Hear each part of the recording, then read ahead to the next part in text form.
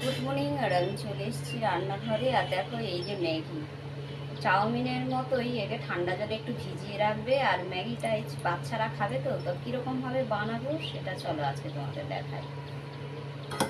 এখানে একটা ডিম নুন দিয়ে ঝুড়ো ঝুড়ো করে ভেজে রেখেছি। এখানে রেখেছি পেঁয়াজ, দুটো কাঁচা লঙ্কার আলু।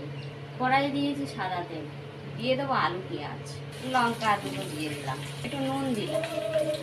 আলুটা দেখো আমার ভাজা হয়ে গেছে, আর এই যে সেদ্ধও হয়ে গেছে। এটা বাচ্চারা খাবে বলে একদম সিম্পলভাবে বানালাম। আর বড়রা খেলে তো সস টস এটা ওটা দেওয়া যায়, কিন্তু দেখো এবার আমি ম্যাগিটা ঢেলে দেবো।